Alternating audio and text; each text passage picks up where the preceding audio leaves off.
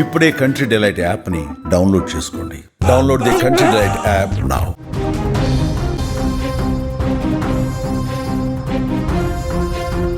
తమిళనాడు రాజకీయాలు ఇప్పుడు ఆసక్తికరంగా మారాయి. ముఖ్యంగా జనసేన పార్టీ అధినేత పవన్ కళ్యాణ్ బాటలోనే ఇప్పుడు టీవీకే పార్టీ అధినేత తలపతి హీరో విజయ్ కూడా పవన్ కళ్యాణ్ బాటలోనే వెళ్తున్నాడా? సరిగ్గా జనసేన పార్టీ అధినేత పవన్ కళ్యాణ్ తొలినాళ్లలో పార్టీని స్థాపించినటువంటి మొదటి దశలో సరిగ్గా 15 ఏళ్ల కిందట ఎలాంటి విమర్శలను ఎదుర్కొన్నారో ఇప్పుడు తలపతి విజయ్ కూడా అలాంటి విమర్శలను ఎదుర్కోబోతున్నారా? సో ఇప్పుడు తమిళనాడు పాలిటిక్స్ అన్ని కూడా తలపతి విజయ్ చుట్టూ. నిజంగా విజయ్ ఇప్పుడు టీవీకే పార్టీకి సంబంధించినటువంటి సీఎం అభ్యర్థిగా బరిలో దిగుతున్నారంటూ ఆ పార్టీ కూడా ఏకగ్రీవంగా తీర్మానం చేసింది. దానికి సంబంధించినటువంటి అనౌన్స్మెంట్ ను ఇటీవల ప్రకటించింది. అయితే ఇప్పుడు విజయ్ ని టార్గెట్ చేస్తూ డిఎంకే పార్టీ ఎంపీగా ఉన్నటువంటి కరుణానిధి కుమార్తె, తమిళనాడు డిఎంకే పార్టీకి సంబంధించినటువంటి కీలక నేత, డిఎంకే పార్టీకి సంబంధించినటువంటి ముఖ్యంగా తమిళనాడు సీఎంగా ఉన్నటువంటి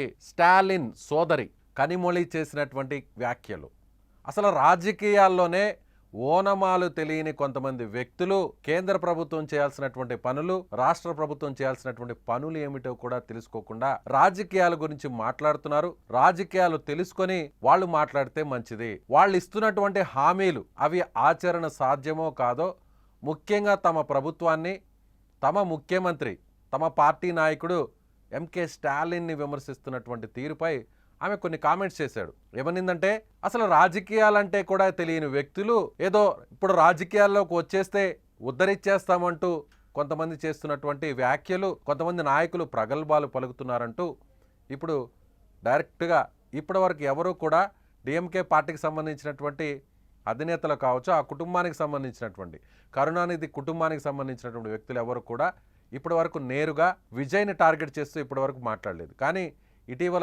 ఇవాళ జరిగినటువంటి ఒక సమావేశంలో, ఇవాళ డిఎంకే పార్టీకి సంబంధించినటువంటి ఒక కీలక సమావేశంలో, విల్లుపురంలో జరిగినటువంటి సమావేశంలో కళ్ళిమొళ్ళి మాట్లాడినటువంటి తీరు నిజంగా ఆమె టార్గెట్ చేసింది విజయ్ గురించే మాట్లాడుతుంది.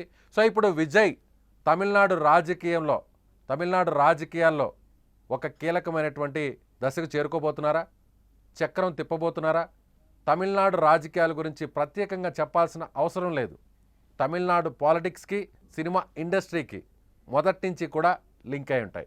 సినిమా పరిశ్రమలో ఉన్న వ్యక్తులు అక్కడ తమిళనాడు రాజకీయాల్లో కీలకమైనటువంటి స్థానంలో, ముఖ్యంగా ముఖ్యమంత్రి పదవులను కూడా అధిరోహించినటువంటి పరిస్థితి మనకు తెలిసిందే. అటు ఎంజీఆర్ కావచ్చు, అన్నాడీఎంకే పార్టీకి సంబంధించినటువంటి ఎంజీఆర్ కావచ్చు, ఆయన తర్వాత ఆయన వారసురాలుగా వచ్చినటువంటి జయలలిత కావచ్చు, వీరందరూ కూడా సినిమా రంగానికి సంబంధించినటువంటి వ్యక్తులే.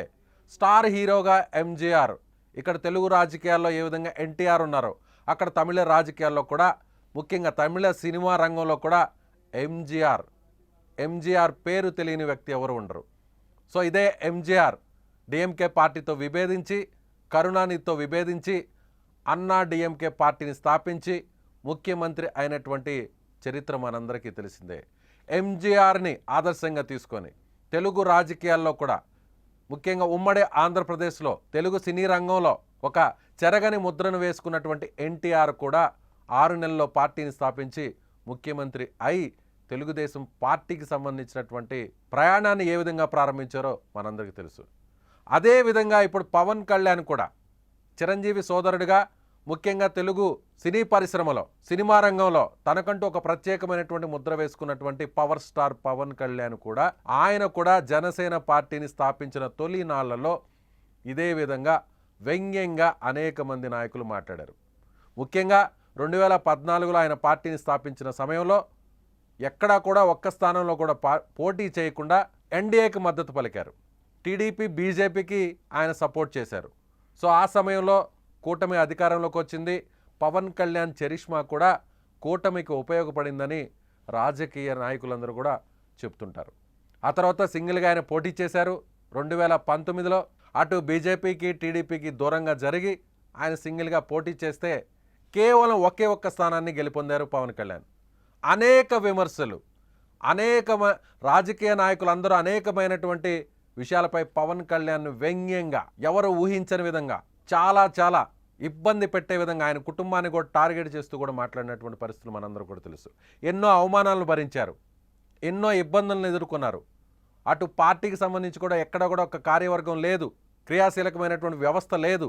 కేవలం పవన్ కళ్యాణ్ సినిమాల్లో నటించినటువంటి ఒక హీరో రాజకీయాల్లోకి వస్తే సక్సెస్ ఎలా అవుతాడు, పార్టీని తెలుగుదేశం పార్టీకి అమ్ముకున్నాడు, ఒక ప్యాకేజ్ స్టార్, ఇలా రకరకాలుగా విమర్శలు ఆయన ఎదుర్కొన్నారు. కానీ పవన్ కళ్యాణ్ తన అనుకున్న టార్గెట్ని ఎక్కడా మర్చిపోలేదు. ఓడిపోయినా కూడా 2 చోట్ల పోటీ చేసి ఓడిపోయినా కూడా మళ్ళీ ఆయన నిలదొక్కున్నారు. ఇప్పుడు 2024లో ముఖ్యంగా ఇప్పుడు ఆంధ్రప్రదేశ్లో కూటమి అధికారంలోకి రావడంలో పవన్ కళ్యాణ్ చాలా కీలకమైనటువంటి పాత్ర పోషించిన విషయం మీకు తెలిసిందే. 100% స్ట్రైక్ రేట్, పోటీ చేసిన 21 ఎమ్మెల్యే స్థానాల్లో గెలుపొందారు, 2 ఎంపీ స్థానాల్లో గెలుపొందింది జనసేన పార్టీకి సంబంధించినటువంటి అభ్యర్థులు. సో ఇప్పుడు జనసేన పార్టీ దేశ రాజకీయాల్లోనే ఒక చరిత్రను రాసుకున్నటువంటి పార్టీ. సో ఇప్పుడు పవన్ కళ్యాణ్కి తెలుగు సినీ పరిశ్రమలో పవన్ కళ్యాణ్కి ఏ స్థాయిలో ఫ్యాన్ బేస్ ఏ స్థాయిలో ఉందో ప్రత్యేకంగా చెప్పాల్సిన అవసరం లేదు. అలాంటి పరిస్థితులే సరిగ్గా ఇప్పుడు అలాంటి ఫ్యాన్ బేస్ కలిగినటువంటి వ్యక్తి తలపతి విజయ్. సో ఇప్పుడు జయలలిత చనిపోయిన తర్వాత ఆ ప్లేస్ని, ఆ వ్యాక్యూమ్ని ఫుల్ఫిల్ చేయడానికి సినీ రంగానికి సంబంధించినటువంటి వ్యక్తుల్లో ముఖ్యంగా ఆ చరిష్మా, అంత ఫ్యాన్ బేస్, ప్రజల్లో ఆయనకి అంత నీరాజనాలు కూడా వచ్చే అవకాశం ఉందనేది రాజకీయ విశ్లేషకులు చెప్తున్నారు. అయితే సీనియర్ నటుడుగా ఉన్నటువంటి కమల్ హాసన్ కూడా పార్టీ పెట్టినప్పటికి కూడా ఆయన ఎక్కడ కూడా రాజకీయాల్లో రాణించలేకపోయారు. గత ఎన్నికల్లో ఆయన గెలవలేకపోయారు, ఆయన పార్టీ కూడా గెలవలేకపోయింది. కానీ విజయ్ పరిస్థితి అలా కాదు. తమిళగా వెట్రి కళగం అనేటువంటి పేరుతో ఆయన రాజకీయ పార్టీని స్థాపించారు. బీజేపీకి, డిఎంకేకి, వీళ్ళిద్దరికి, ఈ 2 పార్టీలకు వ్యతిరేకంగా తమ పార్టీ పోరాడుతుంది. ప్రజలకు అవసరమైనటువంటి ముఖ్యంగా సెక్యులరిజం, జస్టిస్ ఇలాంటి నినాదాలతో ఆయన రాజకీయాల్లోకి వచ్చారు. కొంతమంది నాయకులను ఆదర్శంగా తీసుకుంటున్నారు. పెరియార్, అన్నాదురై, అంబేద్కర్ ఇలాంటి వారిని ఆదర్శంగా తీసుకుని తన పార్టీ ముందుకు వెళ్తుందని చెప్పారు. బీజేపీతో కలిసే అవకాశం కూడా లేదన్నారు. ఇన్నాళ్ళు కూడా ఎక్కడ కూడా పట్టించుకున్నటువంటి డిఎంకే, అధికారంలో ఉన్నటువంటి డిఎంకే ఇప్పుడు తొలిసారిగా డిఎంకే పార్టీకి సంబంధించినటువంటి ఎంపీ, సీఎంగా ఉన్నటువంటి స్టాలిన్ సోదరి కరుణానిధి కుమార్తె కనిమొళి చేసినటువంటి కామెంట్స్ ఇప్పుడు టార్గెట్ చేస్తూ, డైరెక్ట్గా విజయ్ని టార్గెట్ చేస్తూ ఆమె పార్టీకి సంబంధించినటువంటి సదస్సులో, కీలకమైనటువంటి సమావేశంలో ఆమె మాట్లాడారు. సో ఇక విజయ్ చుట్టూ రాజకీయాలు తిరగబోతున్నాయి. ఆంధ్రప్రదేశ్ రాజకీయాల్లో ఏ విధంగా అయితే పవన్ కళ్యాణ్ చక్రం తిప్పారో, ఎవరు కూడా చాలామంది రాజకీయ నాయకులు, చాలామంది రాజకీయ పార్టీలకు సంబంధించినటువంటి వ్యక్తులు పవన్ కళ్యాణ్ని విమర్శించిన తీరు, పవన్ కళ్యాణ్ని టార్గెట్ చేసినటువంటి తీరు, కనీసం ఒకే ఒక్క స్థానాన్ని గెలుపొందినటువంటి వ్యక్తి, 2 చోట్ల పోటీ చేసినటువంటి వ్యక్తి, ఒక్క చోట కూడా గెలుపొందలేదు. 2019లో వామపక్షాలు వేరే బీఎస్పీ పార్టీతో పొత్తు పెట్టుకుని పోటీ చేసినటువంటి వ్యక్తి కేవలం 1 స్థానంలో మాత్రమే ఆ పార్టీ గెలుపొందింది. పవన్ కళ్యాణ్ 2 చోట్ల చిత్తుగా ఓడిపోయారు. అసలు ఇంకా పవన్ కళ్యాణ్ రాజకీయ భవిష్యత్తు సమాధే అని అందరూ కూడా అనుకున్నారు. సో ఇక్కడ మనం పవన్ కళ్యాణ్కి, విజయ్కి ఇద్దరికి కూడా ఒక సిమిలారిటీ ఉంది. ఇద్దరు కూడా పోలిక, చాలా దగ్గర పోలిక ఉంది. అదేంటంటే పవన్ కళ్యాణ్ కూడా ఏపీ రాష్ట్ర రాజకీయాల్లో ఆయన కీలకంగా తన సోదరుడు చిరంజీవి పార్టీ పెట్టినటువంటి సమయంలో కూడా కీలకంగా వ్యవహరించారు. ఆ తర్వాత చిరంజీవి గారు పార్టీ నుంచి బయటకు వచ్చిన తర్వాత కూడా ఆయన సామాజిక అంశాల మీద, రాజకీయాలకు దూరంగా ఉన్నప్పటికీ కూడా, పార్టీని స్థాపించకపోయినప్పటికీ కూడా సామాజిక అంశాల మీద పవన్ కళ్యాణ్ స్పందించేవారు. సేవా కార్యక్రమాల్లో ముందుండేవారు. ఆపదలో ఉన్నవారికి హీరోగా ఉన్నా కూడా ఆయన ఆదుకునేవారు. సో అదేవిధంగా ఇప్పుడు తలపతి విజయ్ కూడా రాజకీయ ఆరంగేట్రం చేయకముందు కూడా సామాజిక అంశాలపై ఆయన అప్పుడప్పుడు స్పందించేవారు.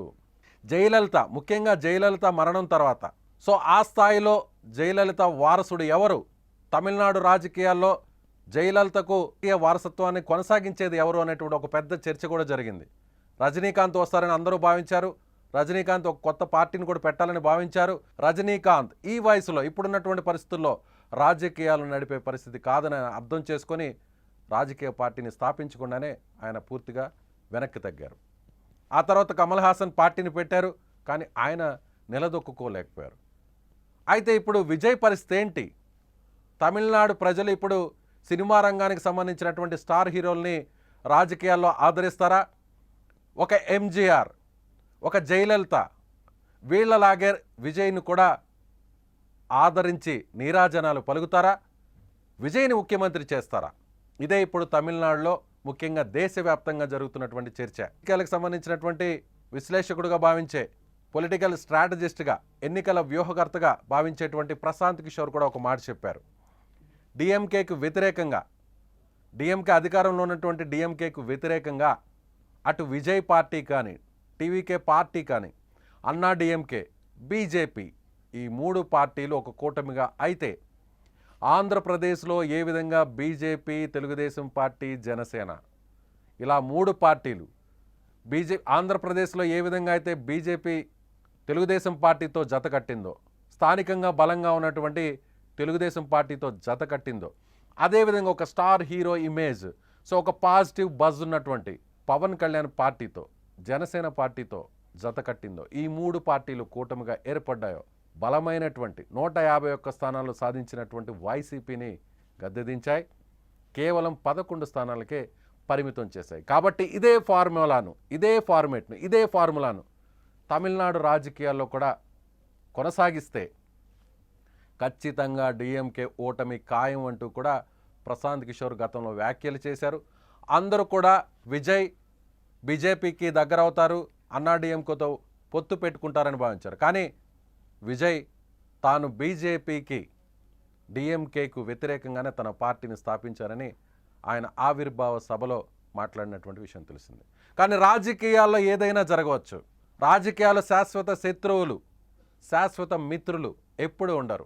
ప్రయోజనం కోసం, అధికారంలోకి రావడం కోసం, ముఖ్యంగా తమ బలమైనటువంటి ప్రత్యర్థిని అధికారంలో నుంచి దింపడం కోసం, గద్దె దింపడం కోసం ఎలాంటి నిర్ణయాలైనా కూడా రాజకీయాల్లో ఆయా పార్టీల అధినేతలు తీసుకుంటూ ఉంటారు. సో ఇంకా మరో ఏడాది కాలం ఉంది. ఏడాది కాలంలో తమిళనాడులో జరగబోతున్నటువంటి అసెంబ్లీ ఎన్నికల్లో ఎలాంటి పరిణామాలు చోటు చేసుకుంటాయి? ముందుగానే టీవీకే పార్టీకి సంబంధించి కూడా ముఖ్యమంత్రి అభ్యర్థిగా విజయ్ని ప్రకటించారు. భవిష్యత్తులో టీవీకే పార్టీతో విజయ్కి సంబంధించినటువంటి తమిళగ వెట్రి కళగం పార్టీతో పొత్తు పెట్టుకోవాలంటే కూటమిగా మిగిలినటువంటి పార్టీలన్నీ కూడా ఒక కూటమిగా వస్తే అది అన్నా డిఎంకే కావచ్చు, లేదంటే బీజేపీ అయినా కావచ్చు. కూటమిగా అయితే ముఖ్యమంత్రి అభ్యర్థిగా విజయ్నే ప్రకటించాలి అనేటువంటి పరోక్షంగా ఒక సూచనను కూడా ఇచ్చింది అనేది ఇప్పుడు రాజకీయ విశ్లేషకులు అంచనా వేస్తున్నటువంటి పరిస్థితి.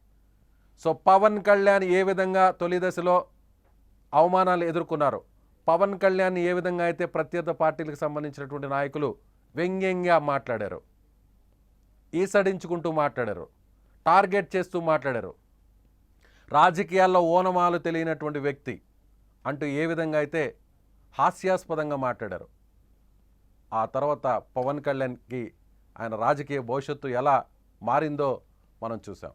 సరిగ్గా ఇప్పుడు విజయ్ కూడా పవన్ కళ్యాణ్కి పోటీగా తమిళనాడులో రాజకీయాలు నడుపుతున్నారా? అందుకే ఇప్పుడు ఆయన తీసుకుంటున్నటువంటి నిర్ణయాలన్నీ కూడా బీజేపీని టార్గెట్ చేస్తూ మాట్లాడినప్పటికి కూడా బీజేపీ రాష్ట్ర అధ్యక్షులు, బీజేపీ రాష్ట్ర పార్టీ నాయకత్వం కూడా ఇటీవల ఒక విన్నపం చేసింది.